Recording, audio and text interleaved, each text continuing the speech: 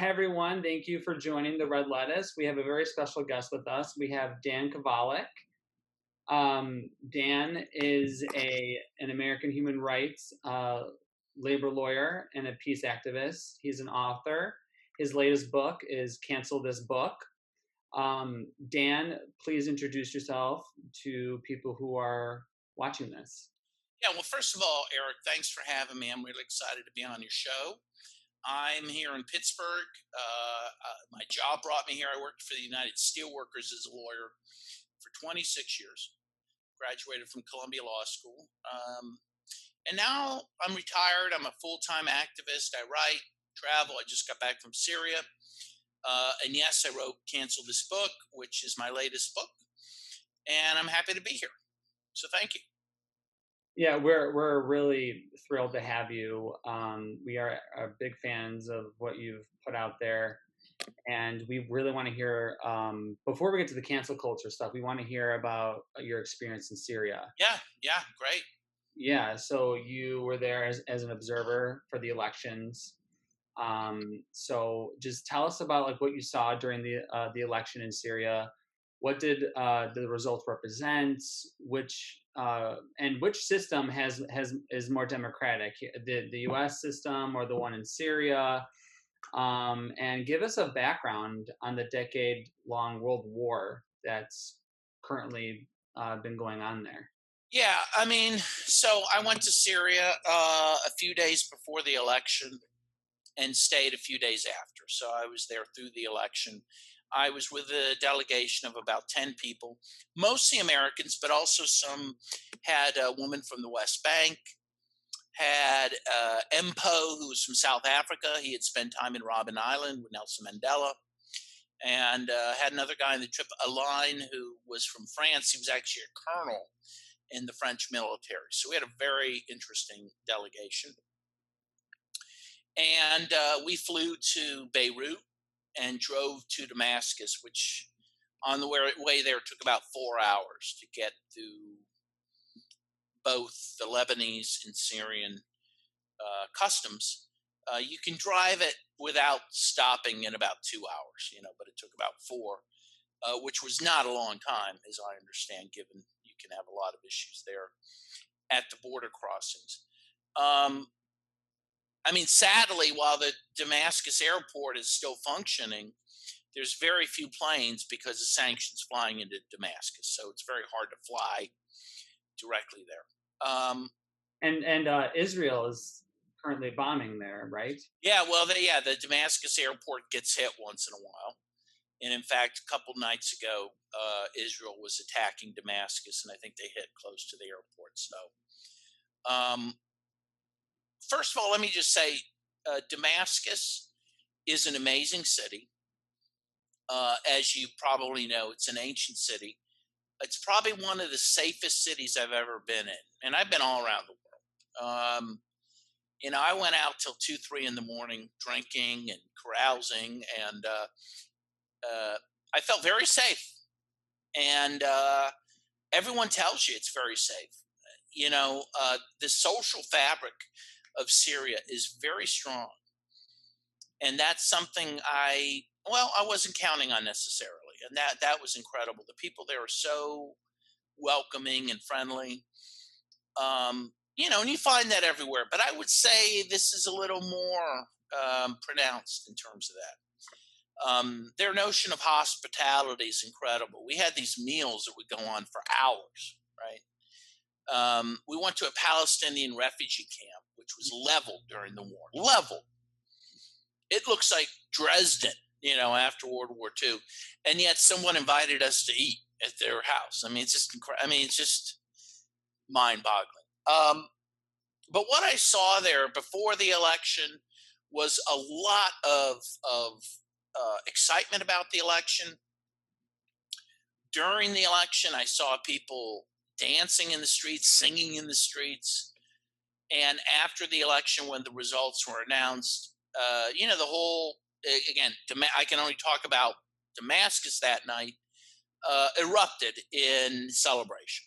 People honking their horns, waving the Syrian flag, shooting guns in the air, shooting red tracers into the air. It was incredible. I mean, you couldn't avoid it. I mean, they kept us up to about 3 in the morning with that. Nice. And what I took away from it, and by the way, but we went outside Damascus. We went to Jobar, right outside Damascus, which is about 96% destroyed from the war. The jihadists took over that city.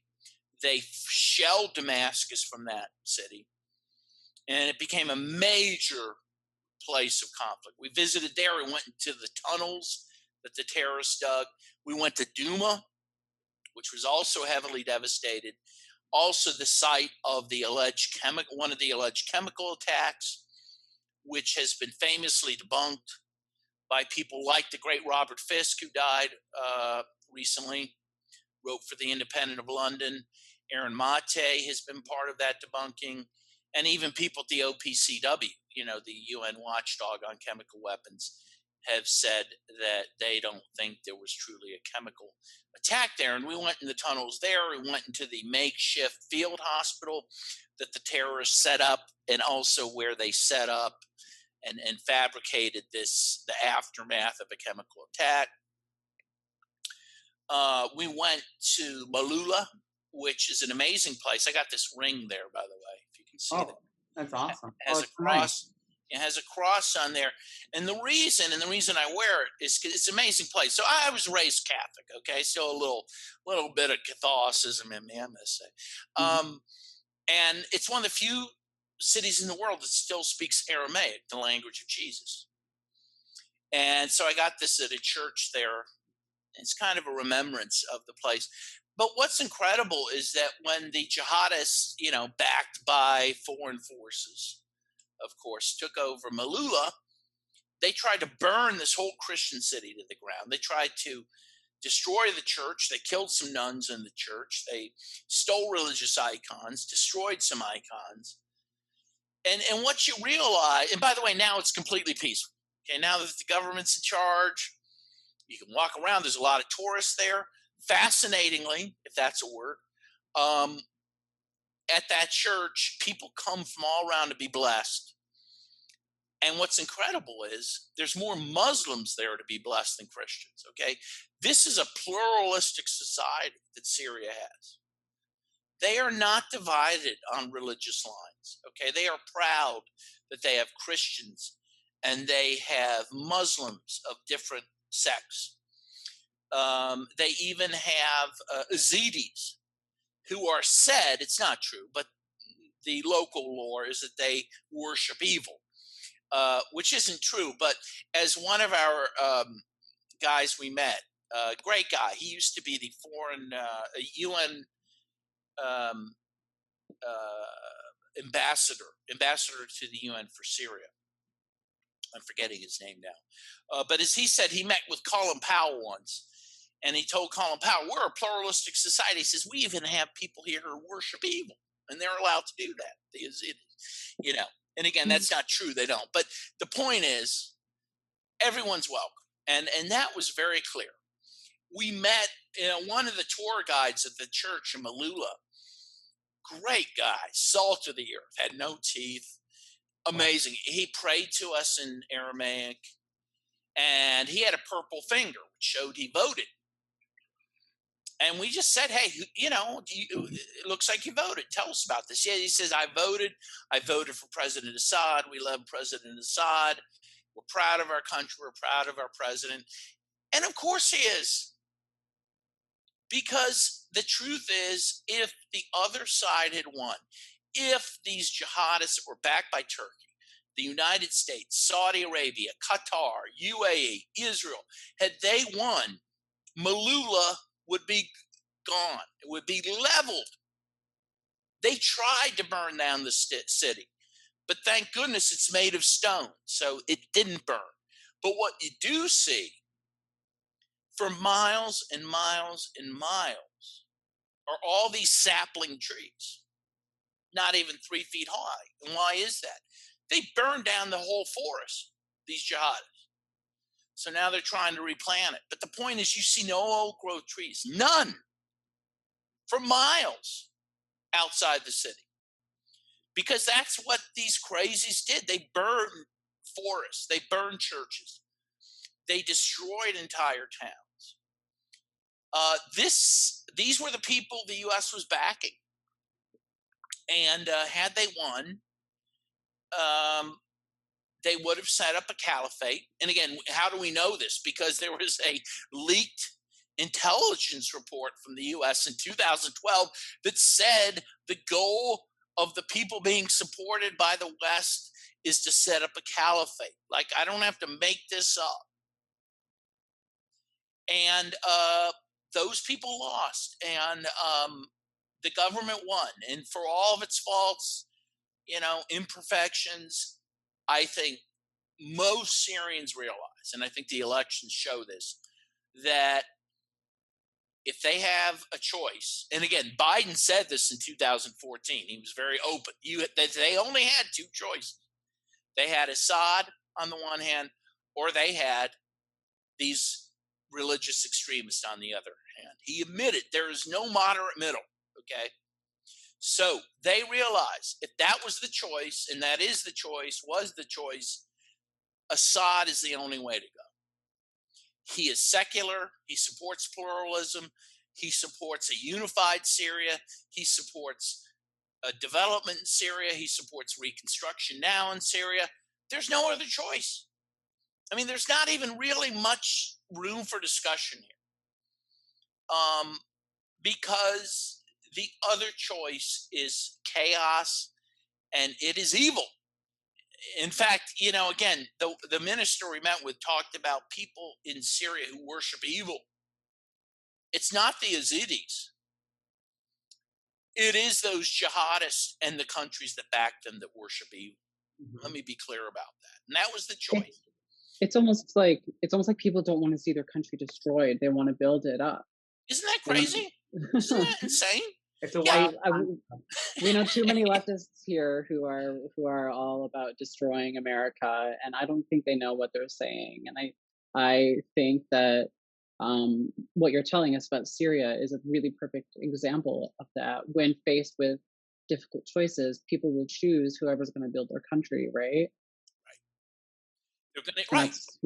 That's who we should support. Of course. It makes a lot of sense. And again, we don't have to apologize for Assad or whatever he's doing, but what we have to do is say, look, our duty is to stop our country from intervening in that country in a way that is destroying them, that is now sanctioning them, destroying their economy. That's our duty. Then it's up to the Syrians to decide who their government's going to be. That, again, to me as a leftist is pretty simple. Yeah. And people who think that somehow the U.S. is going to bomb its way to democracy in Syria or human rights in Syria, there's no evidence for this. No one can. Yeah. No. And to think that you can get to more human rights bombing people that you are quoting liberating. You want to bomb them to liberate them? I don't know. That's just that's just another level of hypocrisy, and that's insane. I'm going to use ableist language so that I can get canceled. That's fucking crazy. It's crazy. It's crazy, and also talk about democracy. We're occupying a third of the country. Yes, and as I said after the election, did anyone vote for the U.S. to occupy a third of the country? Did anyone vote for Turkey to occupy Idlib? No. Like, where's the democracy there? Did anyone vote for the U.S. to steal their oil? That's their freaking oil. Did anyone vote for jihadists to secure the oil so that the United States could steal it? It's just amazing. It's amazing. Like, how's that democracy? How's that freedom? None of this makes sense. None of it. And by the way, again, I'm riffing a little bit if I can. I mean, the other thing, you talk about freedom. Funny thing about Damascus was, no one wore masks. Okay, every sign, every place that wear a mask, no one wore it.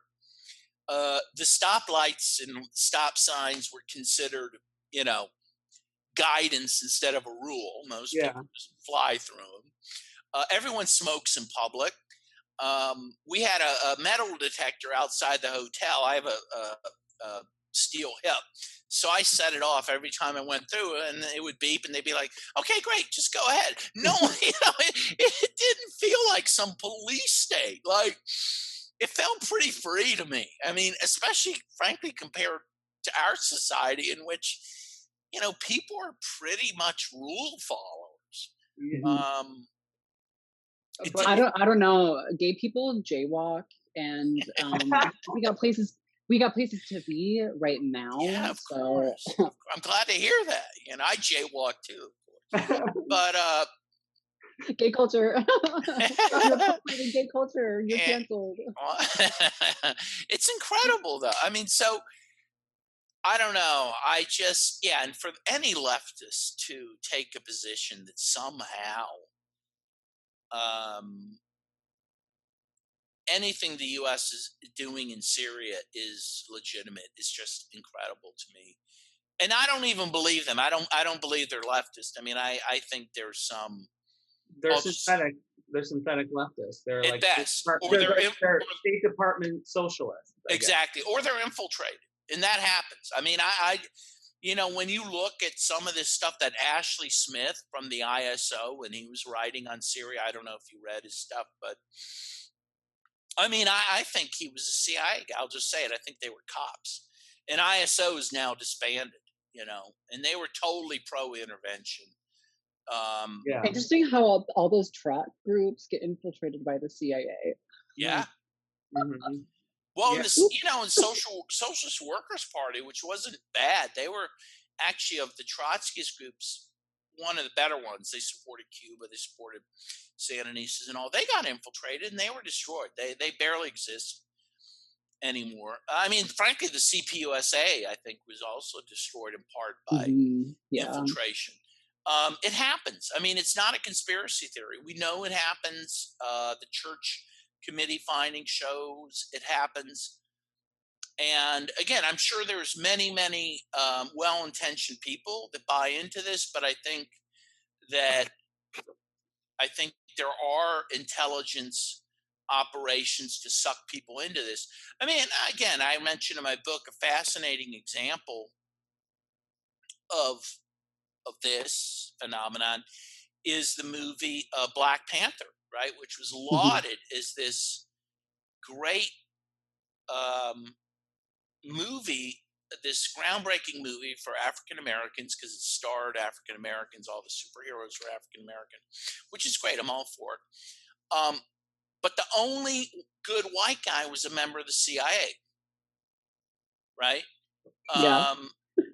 Played by that very affable guy from England, Martin. I'm forgetting his last name. Anyway, from the British office, Martin something. Anyway, you see how these things are manipulated, and how we're encouraged to embrace these intelligence agencies, which are, first of all, destroying other countries. We can start there, but also have played a huge role in destroying the left in the U.S. Of course, the other great example, I mean, which you couldn't even make up, by the way. If you tried to make it up, people would laugh at you, and that's that CIA recruitment video, that woke CIA recruitment video. Oh my God, it was so cringe. I couldn't finish it. That could have been an SNL skit. I mean, really, it was such a joke. It was a woke word salad. I mean, I don't even know what the hell they were saying. But the point is, I mean, it kind of shows where we're at in this society, You look at Democracy Now!, which I used to listen to, religiously. Yeah, same. Me too. I did too. I just think with this whole, like, when Trump came in, it just broke people's brains and they just can't get off of it. Like, they're on this high and they're on a permanent, like, high, and they can't, like, get off of it. I don't know. Now, I used to watch Democracy Now! All the time, but now they're Russiagate still, anti-Nicaragua, anti-Syria. Yeah. It's wild. And same with, Young Turks, I caught them. Anna Kasparian likes to say that Assad is a dictator. They all say it, but Anna Kasparian was trying to say that Assad's a dictator. And then obviously there were some something awry, or there's some suspicion with their voting system. But I think you've mentioned this before about how their system is actually way more democratic than ours. So maybe you can talk about how their system actually works Well, compared. in certain ways it is. I mean, so first of all, you can vote outside Syria. Thousands, and I don't want to overstate it. I think maybe millions, but certainly thousands of people voted outside Syria at various embassies, Syrian embassies throughout the world. And to the extent they didn't, it was because countries like Germany, for example, prevented them from doing it. They wouldn't let them register to vote. And And of in the course, U.S. U.S. doesn't have a Syrian embassy because we don't have relations, so that didn't happen here. I don't think they were allowed to in Canada. Um, so that's an incredible uh, system that allows that. And by the way, no one can claim that those people were forced by Assad to vote or vote a certain way. I mean, the fact that all those people voted really kind of shows something, right? Shows a certain confidence and a certain freeness in the election. Meanwhile, in Syria, it's fascinating. Unlike here, where you have to vote at a certain place, right? Right. You register, and here I have to go to a school about a mile down the road, right? You have places you have to go. In Syria, if you have your state, your government card, you can vote anywhere. If you're on vacation halfway across the country, you can vote somewhere there if you can find a polling place. Right? Assad himself did not vote in Damascus; he voted in Duma as a symbolic gesture, right? Because it was a war-torn place, and I mean that was pretty incredible. So the point is, there is much easier ability to vote. You don't have to register to vote as long as you have your state ID. You can vote. And they have a paper ballot system, which I think tends to be more reliable than a purely electronic one. An electronic one backed by paper receipts, I think, is good. But in the U.S., you don't have much of that, right? You have many times just electronic voting and no paper receipts, so you have really no idea, how those votes might be able to be manipulated. Um, some people criticize, and I guess it's fair criticism, that in Syria, how it works is so about 51 people applied to run for president, and I believe it was the Supreme Court or Supreme Council approved every one of them to run. But then to be able to run successfully, you had to get at least 35 votes in Parliament. And only 3 people got that, Assad and 2 other people. So those 3 folks ran for president, not the others. And people might say, oh, well, that's not fair. The parliament ends up vetting people. But again, in the U.S., our candidates are vetted. Yeah. I mean, so first of all, you only have 2 parties. I mean, practically speaking. Those parties vet people. Those parties, kneecap people like Bernie Sanders or Tulsi Gabbard. Mm-hmm. And so to me, it's not that much different. And of course, in our country, unlike in Syria, you could win without getting the popular vote because the electoral college, and that's happened twice in 20 years in the US. So one could quibble about their system, our system. But again, I think their system is, ultimately as free and fair as ours. The other point is, look, up until this is the second election only in Syrian history where you had a contested election. The other ones were plebiscitary, where you could vote, for Assad or his father up and down, right? But now there are people you can vote for against him. That's progress, and I think we have to understand that every country has its own path towards development, towards democracy. Our country, when it first started, women couldn't vote, slaves couldn't vote, non-landholders couldn't vote, indigenous people couldn't vote, and that changed over time. Women couldn't vote till 1918, for example, and blacks really couldn't effectively vote in the South till the 60s, right? Until the 1965 Voting Rights Act. By the way, just a little fun fact. Do you know why women got the vote in 1918? Do you know what was Um, special about 1918? because of the communists. Yes, because of the heroic Soviet Union, Right. The Soviet which was Union. founded in 1917. They let women vote right away. Right. Oh, and now we had to. Oh, shit. We Oh, got shit hits the fan. We got to do something. We look like idiots. yeah, I know. And that's why the International Labor Organization was created in 1918, the first international human rights organization, because they had to respond to the Soviet Union. I love these stories, right? And that's even true with civil rights legislation. Well, yeah. Well, a lot of people like on the synthetic left that like to say that there's no like positive like revolutionary history of like of working class people uniting together and fighting for each other's interests. All these victories that we take for granted were led by the Communist Party here in the United States. But they were led by people uniting together and fighting for their collective interests and their rights, their civil rights, their labor rights, everything. And a lot of people that claim to be on the left like to pretend that didn't happen. So I think that's a very important detail to include, because these things don't just happen. They're class struggles.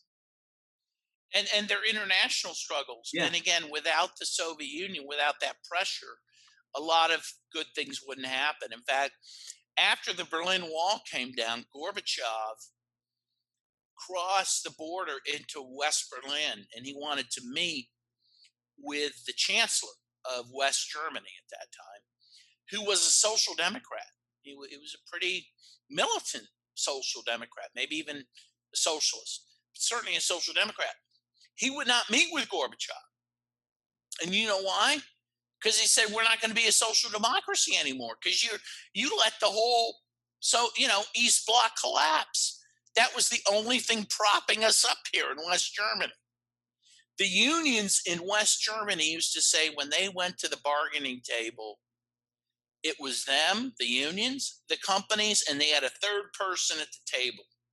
And that was the East Germans, who gave them pressure to get what they got. So in any case, I digress.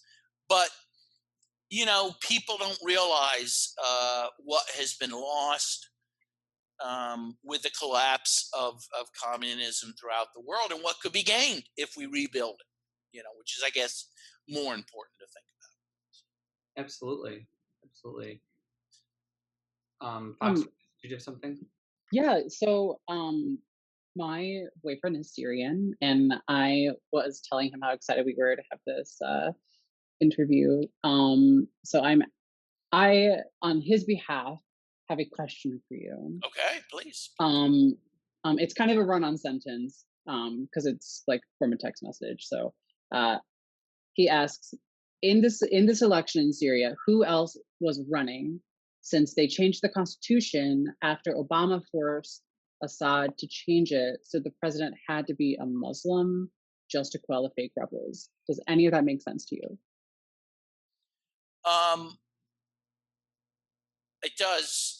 Certainly I could. Yeah, I think I understand what it means. There were two other opposition leaders from two other parties. Honestly, as we sit here right now, I don't remember their names. I'd have to look it up. Of course, anyone could do that. But Assad is not a practicing Muslim. So I don't think it was required that people be Muslim to run for president. Again, that's not what Syria is about. They don't care about that. I mean, yeah, it's a mostly Muslim country, like the US is a largely Christian country, right? But we're, in essence, a secular country, right? We have a constitution, in fact, that says that the US government cannot, enable religion. I mean, that's the whole point. There's a separation of church and state, and it's similar in Syria, right? And so, um, whether the president is Islamic or not is completely irrelevant there. And that's how they want it. I mean, again, because it has many, many religions, um, and people don't want to have Hmm. some sort of theocracy. Right. Because theocracy sucks. Yeah, no one wants that. I mean, and that's the irony. Isn't this the irony? The U.S. has destroyed every secular state it can in the Middle East, Hmm. beginning with Nasser in Egypt, of course. Um, Are Gaddafi. you are you talking about the United Arab Republic? Well, I mean, everywhere Yeah. in throughout the region, the U.S. has tried to destroy secularism in Iraq, Mhm. Iran. in Iran, if it could, yeah, of course. Is that because Saudi Arabia trades oil in U.S. dollar and they're a theocracy? What do you think is the I motive think behind that's that? part of it, but I think it's deeper than that. I mean, well, I mean, originally it was anti-communism. Okay, Right. so the U.S. was afraid that people like Nasser, for example, and others who were secularists, they were also happened to be socialists or social democrats of some kind. They also would tend to align with the Soviet Union because they were also anti-colonialists, and the Soviet Union supported that. And so the U.S. decided they would rather have Islamic fundamentalists in charge who would not align with the Soviet Union. So originally it was anti-communism um, that motivated this. And of course, supporting the Mujahideen in Afghanistan was part of that, right? But today, it's more about post Soviet Union. It's more about they do not want independent states in the Middle East and Northern Africa. And so they've decided it's better to just have chaos. They are now anti state builders, right? They're state destroyers. Right. So if you look at Libya, you look at Iraq, you look at Afghanistan, you look at what they tried to do in Syria, you look at what they were trying to do in Lebanon, they just want to destroy the state. Yeah. I mean that's the current stage of imperialism that we're in. We're in the accumulation through destruction phase of imperialism, and that's what we're seeing in the United States, because all they can do right now is they profit off destruction. Right. And I mean, imperialism itself is a system of it's a global system of underdevelopment, which is controlled and operated by like Western states, mainly the United States, though. It's the imperialist empire, and these imperialists profit off of destruction and chaos. Yeah, it's creative destruction. I mean, in the case of Libya, for example, the goal was to destroy all the infrastructure and then make Libya pay U.S. companies to rebuild it. I mean, companies have meetings about this. Right. GE. Yeah, I mean, it's not even a secret. You look at the Congo, right? So the U.S. originally, after killing Patrice Lumumba, right, the liberation leader in 1960, they supported the dictator there, and for many years, and then they decided that even he um, uh, was unreliable because even he wanted to tax some companies in order to give some social benefits. Even he realized he had to do something for the people to stay in power, right? Mobutu Sese Seko, right? And so they knocked him off, and then they put in Lawrence Kabila, and then he wasn't compliant. So then they put him in his son Joseph Kabila, and he's compliant in that he has basically destroyed the state. Congo's now just open for all companies and states to go in and plunder them, right? Right. That's the goal. It's going from Mobutu to chaos in Congo. That's the move now. Gaddafi to chaos, Hussein in Iraq to chaos. That's the move. They don't want strong men anymore. That used to be the old goal. Now they just want nothing. and they've decided that's where they can profit. And Eric, I think you were alluding to the fact that's what they want here. Yeah. They want to destroy the state here, and they want chaos here, so they can just plunder us even more. We are now a third world country. I mean, the UN said that in 2018. They did a study here on poverty in the US. They concluded we are in the first country in the world to de-develop. We are now going from being a first world country to a third world country. Probably have reached that. I mean, today I'll just tell you, I was at the going shopping today, and I saw something I've never seen. I saw a family, entire family. I think they were Indian, begging in front of the shopping center. A father, a mom, and a kid. I've never seen that in my life.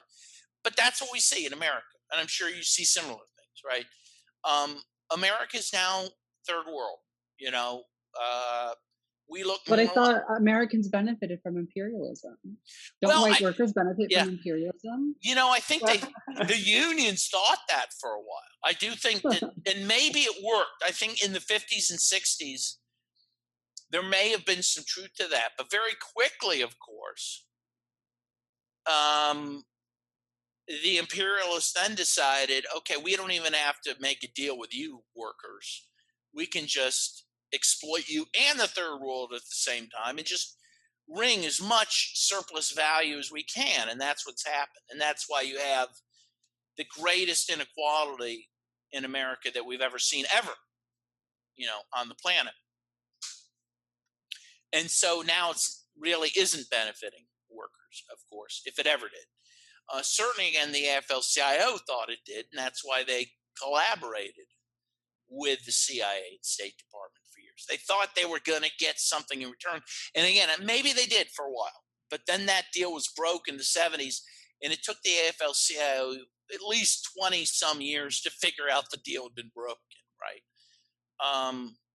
So now everyone is up for grabs. Everyone is being exploited.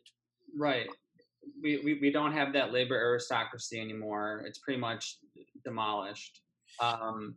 You know, there's no worker. I mean, there's a lot of people like on the synthetic left, a lot of these like third worldists that believe that everyday workers who like live paycheck to paycheck, who can barely, they have to choose between their medicine or food to put on the table. They can't pay their bills. They're like one paycheck away from complete ruin. Think that workers here in America somehow benefit from this system of imperialism. And that's obviously not the case. And they have the same mentality as the imperialists because they have a destructive tendency, as do the imperialists. They want to destroy. They want to, they're all about degrowth. And they think people in America have it too good. And that's simply not true. They're not about international solidarity, which I think is growing here among the working class. We saw thousands, hundreds of thousands of people come out for Palestine, for the people that are fighting for their freedom in Palestine. That's just like one example among many others that we can think of. People, I think workers here in the United States are seeing that this system does not benefit them because, like you said, like we're becoming a third world country and people are feeling it here. Yeah, no, you're exactly right. We saw the longshoremen of San Francisco, right, in Oakland, refused to unload goods from an Israeli ship, and that ship had to turn around. We see the Boston bus drivers, which is a steelworker local, supporting the resistance in Haiti, supporting Venezuela's struggle against U.S. sanctions. So there is a growing, internationalism in the U.S., which is incredibly inspiring because that's exactly what we need. Because as you say, there is a huge part of the so-called left that, is, as you say, more bent on destruction than creation. And I think revolution comes, of course, there has to be a certain amount of destroying the old world, but you have to be building the new world at the same time. You got to replace it with something. Got to replace it with something. to me, a lot of the left in the US reflects the nihilism of the greater culture of capitalism, right? And it should. I mean, it would, because, we're all products of our environment and our culture. But you see that, right? And we have to fight against that, because it's easy to be trapped in that nihilism and destructive quality that our culture has. But the left was good at resisting that for a long time, and I think a lot of the left has forgotten the necessity of doing that. So, Yeah. Well, let's cancel the left. yeah, I mean, it's incredible. But I mean, believe me, to talk to you makes me feel so much better. I mean, because we need young people who understand this, who want to, to build a world instead of destroy a world. Well, There's a that's lot. what socialism Yeah. is about. That's what it's about. Socialism. That's what it's about: building and construction. It's not about destruction and going back to the past. It's about That's progress. fascism. Yeah. Yeah, and it's hard. It's hard work. It's hard to build socialism. When you look at these countries that have tried to do it, I mean, it's a painstaking process. Is one of my buddies, Greg Goddles, has said, it's so hard to construct socialism and so easy to destroy. Mm. And I mean, in general, it's easier to destroy than create, obviously, right? I could destroy this glass right now, and I can't blow glass. I Right. can't make glass. I mean, I don't have that ability. I mean, it's so easier to just destroy. And I think a lot of the left opts for that, because it is easier to destroy someone's reputation or take down a statue or whatever, which, again, is fine if you want to do that, but that can't be the focus, right? And it's also not going to win over hearts and minds, which is also a big problem that I see now. I mean, the one observation that I try to point out, and it came to me after I wrote this book, in 2012, you had the Occupy movement, and their slogan was a good one: the 99% versus the 1%, right? The 99% of us who are fighting over 50% of the nation's wealth against the 1% that owns the other 50%, the few people that own most of the wealth of our society. And now a lot of the left, who's focused on cancel culture, they don't care about half of the 99%. They think about half of the 99% are their enemies. Right. And so their goal is not to bring all the 99% into the tent if they could. I mean, that'd be hard to do, but that would be the goal, right? Try to do that.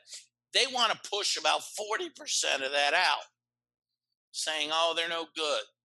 They're, irredeemably racist, irredeemably sexist, or whatever. Instead of saying, okay, they may be imperfect, but we have this in common. Let's fight for this. And when you look at poll after poll, you see that most Americans want Medicare for all. Most Americans want to end these endless wars. Most Americans want police reform. Most Americans want judicial reform. Most Americans on the issues are progressive. And that's where we need to organize at, and not instead focus on where we're divided. I mean, to me, that is such a basic, tenet of organizing. But the opposite's happening. Instead of trying to find our common ground, we're trying to find where don't have common ground and separate us all out. Mm-hmm.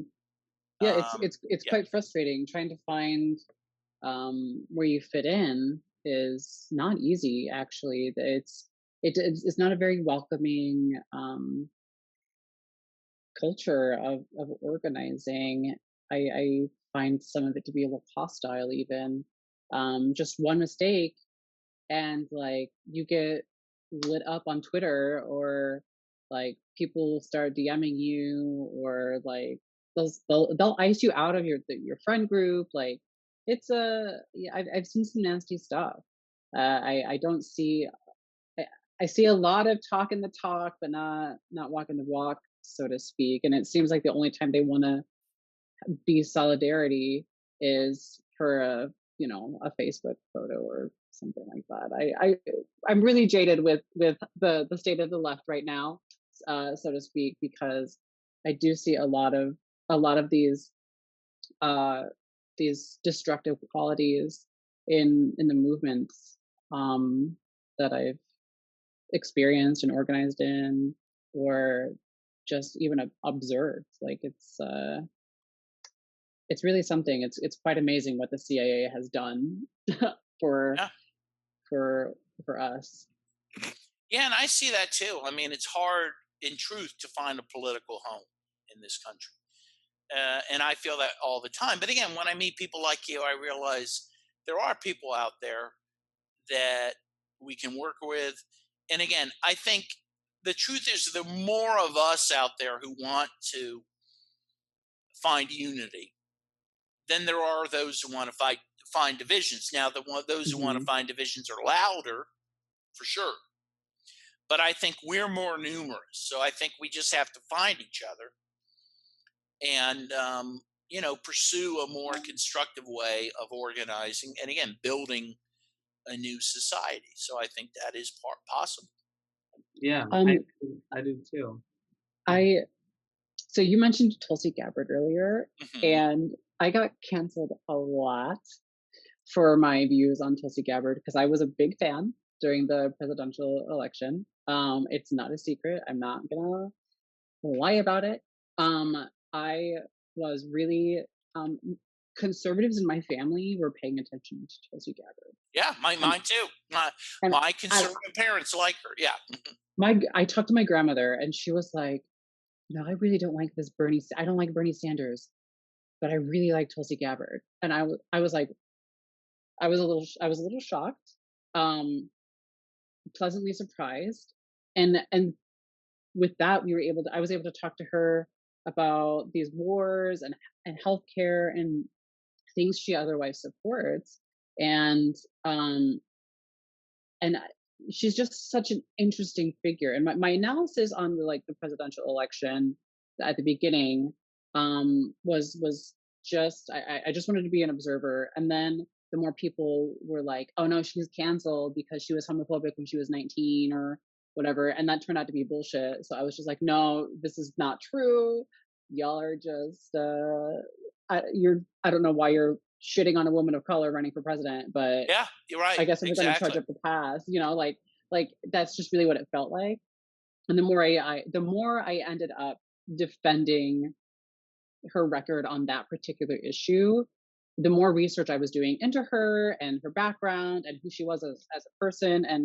And I mean, she seemed pretty genuine, like I don't think that she was a terrible candidate. I thought she was one of the better candidates, and the way that they, like you said, they kneecapped her was just despicable. And I just want to say, if Tulsi Gabbard had gone to Guatemala and said, "Don't come here," I would never hear the end of it. Every time Tulsi Gabbard slips up, I get a bunch of DMs, or people tag me in the post or send me screenshots, and I'm just like, this was like this is what?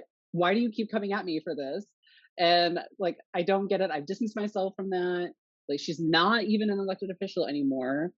But like the double standards for rad libs and the synthetic left are just like overwhelming sometimes. Like it has really jaded me in a lot of ways. And like I'm getting over it now, but I just find it hilarious that um that they're just really quiet about, Kamala Harris. My dog's gonna start barking any second. Never mind. I'm sorry. I'm sorry. Or about Um, Obama. They're quiet about Obama, who Exactly. yeah. destroyed countries, deported 3 million people, Hmm. right? It's all, it's the bizarreness that our partisan politics creates, right? Hmm. Hmm. Where they so embrace one party over the other, and therefore whoever that party is decided is good, right, and acceptable. Hmm. Yeah. Of course, Bernie Yeah. and Tulsi were not acceptable to the Democratic Party. But I agree with you. I love Tulsi. I think Tulsi could be president. I think the Democrats fear that, because she does have conservatives who support it. There are a lot of anti-war conservatives. Mm-hmm. My parents are a fascinating example. I mean, we bucked heads for years because they're pretty right wing, Mm-hmm. and they're Trumpers and all that, but they like Tulsi too. And I was surprised too when I got back from Syria, and I sent this article I wrote about Syria, which was, defended Syria and defended the elections and all. And Mm-hmm. my mom wrote back, well, I guess, the fact they voted for Assad shows he wasn't killing his own people. Like, oh, I didn't know that was your position, that he wasn't killing his own people. Amazing. And she calls Putin Pootie. Oh, Pootie, I love Pootie. So, again, when I was a kid, we were fighting over, Reagan, and I hated Reagan. They love Reagan. But the point is, there's been a shift. We are at an inflection point. And there are some ways in which the left and the right are crossing, right? And I think as Marxists, we need to look at that. Yeah. And we need to take advantage of that, right? And Yeah. if we find conservatives who don't want war, and I know a lot of them, we need to work with those people, even if we disagree on guns, right, or whatever issues, Mm-hmm. right? That's the whole point. That's called organizing, right? Right. When you organize a union, you don't say, oh, are you for abortion or against abortion? It's not relevant right, to what we're trying to do right now. Socialism isn't when everyone agrees with you. Right. And to me, my main goal is to stop wars. I think if you stop the military-industrial complex, which is sucking all the resources of this society into war instead of building roads and feeding people and getting health care to people, and if you stop it from killing other people in other countries, you've done an amazing service. So if you can walk with me on that position, I'm going to work with you, even if we don't agree on much of anything else. Why can't I do that? Of course I can. And those who don't want to do that,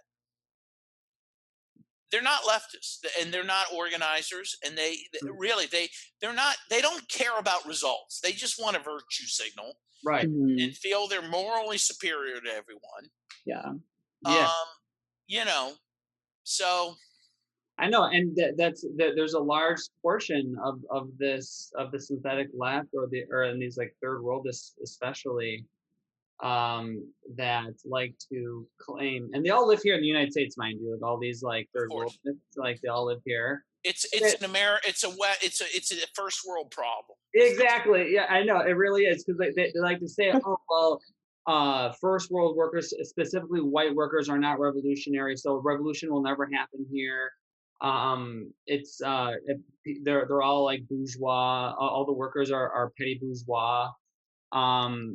And so they're doing their foot soldiers for the imperialists, because they are trying to stop people from uniting and coming together and stopping the imperialist war machine, which is right here in America. Our enemies are not among us, like among like people in the working class. It's not white, or it's not just because we're white and this person's black, so we can't get along. No, that's not what this is about. It's not immigrants. It's not white workers versus black workers. It's the capitalists that control this country. It's the imperialists that control this country, and those are who our common enemies are, and they're the ones who are, carrying out all these horrific, devastating wars for profit. And the only way to stop it is if we unite together and replace this system with a system that works for workers here. Because if it works for workers here, it'll work for workers all over the world. I could not say it better. I totally agree. And guys, I got to say, we've been at it for an hour. I know. Yeah. I'm tired and I'm hot, and I gave you everything I got. That's all I can say. Dan, it was an absolute pleasure. This was an absolute pleasure. We had a really great time. I had a great time. I love you guys, and I hope we get to meet, have a drink, Yes. I would Love love that. it. We Let's love do that. that. Chicago, Yeah. we'll meet up and we'll have some drinks. But before you go, just remind people where they can find you in your work. Okay, thank you. So I'm on Twitter at Daniel M. Kovalik. I'm on Facebook at Dan Kovalik, Kovalik. I write for RT News mostly now because they pay me. No one else pays me. So I appreciate that.